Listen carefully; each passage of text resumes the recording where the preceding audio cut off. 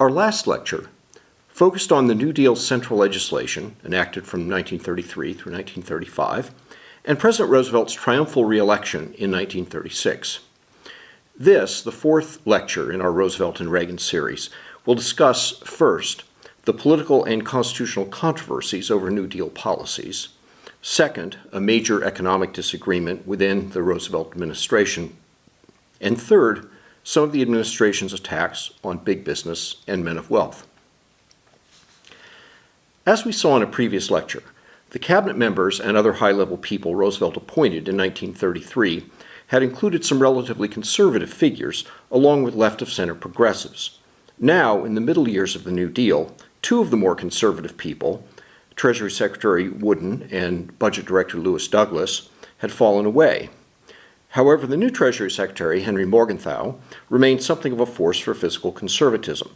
In addition, Adolph Burley, a law professor who specialized in corporate issues, brought a keen understanding of the business world, along with somewhat more sympathy for its leaders, to the administration. But on the other side of the New Deal team were not only Harry Hopkins, Harold Ickes, and Henry Wallace, but also Rexford Tugwell and Robert H. Jackson. Despite some significant differences among them, Ickes, for example, was tight-fisted with public money and carefully guarded against waste, cronyism, and corruption in the public works spending he supervised, while Hopkins was a big spender by nature and more tolerant of these things.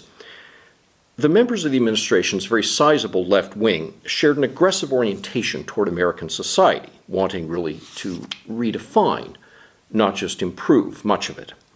Accordingly, such figures, like the president himself, became objects of scathing criticism and fear. Economist Rex Tugwell of Columbia University, who'd been a major contributor to the New Deal's extremely ambitious agricultural legislation, was a radical critic of free enterprise and a strong advocate of economic management by government. Robert Jackson, head of the Justice Department's Antitrust Division, who would later become Attorney General, a Supreme Court Justice, and the leading American prosecutor at the Nuremberg trials of Nazi leaders after the war, was in the mid-1930s an eager prosecutor of wealthy businessmen, including Andrew Mellon, who had been Treasury Secretary throughout the 1920s and a major force behind the Coolidge-era tax cuts. Also on the more aggressive big government and anti-business side of the administration were a set of younger officials centered around Thomas or Tommy Corcoran, who was then the chief lawyer for the Reconstruction Finance Corporation and would later, for decades, function as a key political operative, or as he was often known, a fixer in Washington. As described by the sympathetic Roosevelt biographer H.W. Brands, the young men in this crowd, quote, lived for their jobs, talking politics and economics from early morning at work till late at night over drinks in Corcoran's Georgetown home. They had experience in neither elective politics nor practical business, but they professed to tell the politicians and the businessmen what to do. They were often clever enough to get away with it. Serious political opposition to Roosevelt had begun as early as 1934 with the founding of the Liberty League, an alliance of conservative, often Wall Street-connected Democrats and Republicans who worried about the direction of the New Deal. Among its leaders was Roosevelt's old political associate, Al Smith, former governor of New York and the 1928 Democratic nominee for president. Smith joined the Liberty League at the behest of one of its founders, corporate executive and former Democratic National Committee Chairman John Raskob. At first, he was not among its firebrands, but by early 1936, Smith had had enough. Addressing a large Liberty League dinner in Washington with a nationwide radio audience, he warned against what he called, quote, the demagogues who would incite one class of our people against the other, a category in which he clearly included the president. There can be only one capital, Washington or Moscow, Smith continued. There can be only one atmosphere of government, the clear, pure, fresh air of free America or the foul breath of communistic Russia. Several months before, in mid-1935, the Supreme Court had unanimously struck down the National Industrial Recovery Act, or NIRA, the legislation which governed the NRA, or National Recovery Administration. The justices, at least three of whom could reasonably be described as progressives friendly toward greater federal action, ruled that the Constitution's clause allowing federal legislation on interstate commerce was not enough to justify the NIRA's extensive power over the economy. They also ruled that Congress had delegated far too much power to business and labor representatives in setting wages and prices subject only to the approval of the president. The NIRA's objectives, as stated in the Act, were too vague, the Supreme Court said, to qualify as a legitimate congressional delegation of authority. The executive branch, and really the president, had been granted what should be congressional power since it had, in effect, been given the power to make laws for the nation's industries. Despite the ruling, whose unanimity surprised Roosevelt, given the presence of politically left-of-center justices on the court, Congress soon passed and the president signed the Wagner, or National Labor Relations Act, and the National Bituminous Coal Conservation Act. These laws, regulations of industry seem to flout the court's opinion in the NIRA case, Schechter versus U.S. Roosevelt even wrote a letter to a congressman urging that Congress pass the coal bill regardless of how many doubts, quote, however reasonable, the president added, it might have about the measure's constitutionality. The Coal Act was indeed declared unconstitutional less than a year later. In another blow to the complex of New Deal legislation, the Supreme Court struck down the Agricultural Adjustment Act of 1933. In 1937, however, the court took a different tack as it upheld a Washington state minimum wage law, a holding that overruled a previous precedent.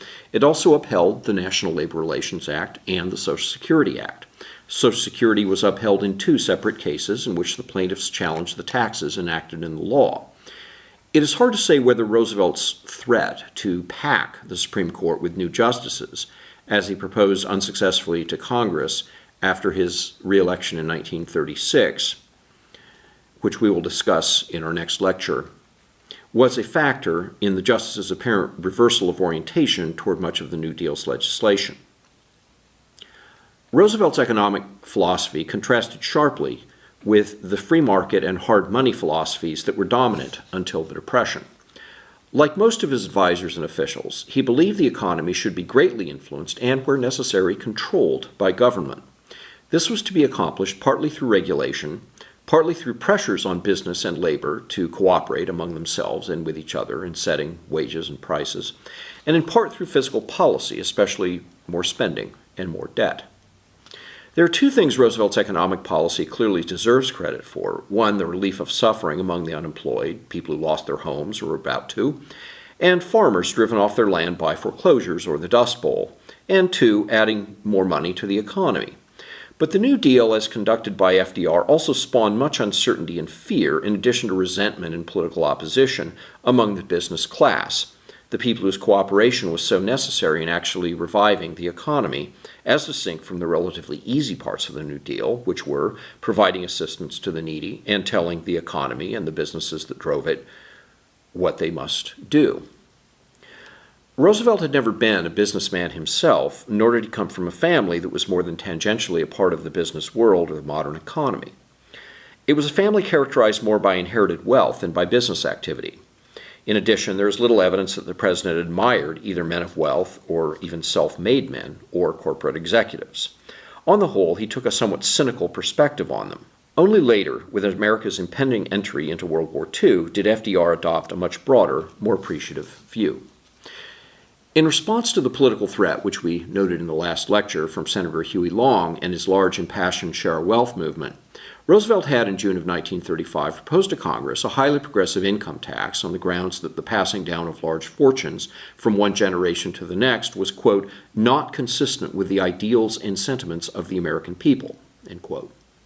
He also asked for much higher marginal tax rates on high incomes, resulting in what Roosevelt frankly called very high taxes on them, arguing that corporate profits, even more than the high incomes of the rich, owed a great deal to the processes of society and even to the actions of government. The president further proposed introducing the concept of progressivity into corporate taxes, as it had long been part of the income tax. At the time, there was a single tax rate for corporate profits, regardless of a company's size.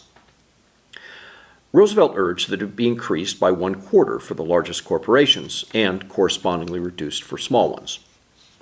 Although Huey Long strongly supported the president's proposals, they were less popular in the country as a whole. Even many newspaper editorial pages that tended to sympathize with the New Deal backed away from FDR this time. One paper predicted mildly that, quote, their immediate effect may be to slow down recovery, while another said more sharply that it will aggravate fear and uncertainty in the very quarters where the administration needs support in its re-employment efforts. The San Francisco Chronicle hit even harder. coming at this time after the president's defeat before the Supreme Court on his unconstitutional NRA program. The action has the ugly look of reprisal by a man checked in his course but determined to have his way.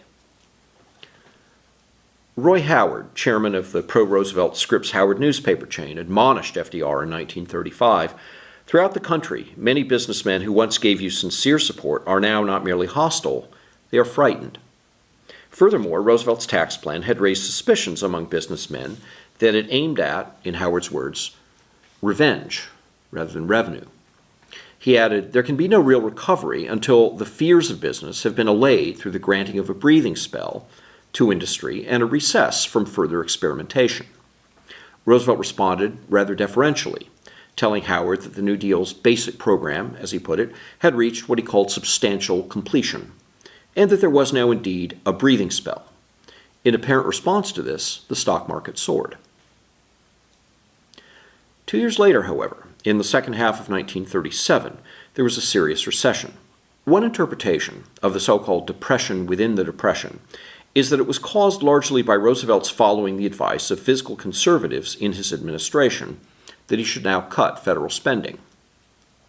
The other interpretation is that business executives and investors didn't wish to invest their money, and therefore couldn't create many jobs in an environment so full of uncertainty about economic policy, along with high-level hostility toward them, and indeed toward what remained of America's pre-1933 economic system, among some in the administration. In addition to this anxiety, there were also two definite results of New Deal enactments, which might well be a drag on the economy: the higher taxes, including the new payroll taxes for Social Security, plus the higher wages in heavy industry resulting from the more widespread unionization that followed the passage of the pro-union Wagner Act of 1935. Roosevelt received conflicting advice on the recession. As Harold Ickes wrote in his diary, the president, quote, "knows that unemployment is increasing, that business is falling off, but he doesn't seem to me to know just what he can or should do about it." On one side, Treasury Secretary Morgenthau told Roosevelt, "The domestic problems which face us today are essentially different from those which faced us 4 years ago. We want to see private business expand. We believe that much of the remaining unemployment will disappear as private capital funds are increasingly employed." Morgenthau urged progress toward a balanced budget as one of the most important ways of achieving economic growth, as he put it. In contrast, those on the left wing of the New Deal believed the recent cuts in relief spending and increases in taxes should, because they had taken so much money from the economy, be made up for by higher government spending, which would put more dollars into circulation. The latter argument was an example of what was coming to be known as Keynesianism, after the British economist John Maynard Keynes. But Keynes disagreed with the administration's apparent lack of concern for how businessmen saw things and for their worries. In October 1937, he wrote to a friend who had connections with American progressives, including Eleanor Roosevelt, "I think the president is playing with fire if he does not now do something to encourage the business world, or at any rate refrain from frightening them further. If one is purporting to run a capitalist system, and not something quite different, there are concessions which have to be made.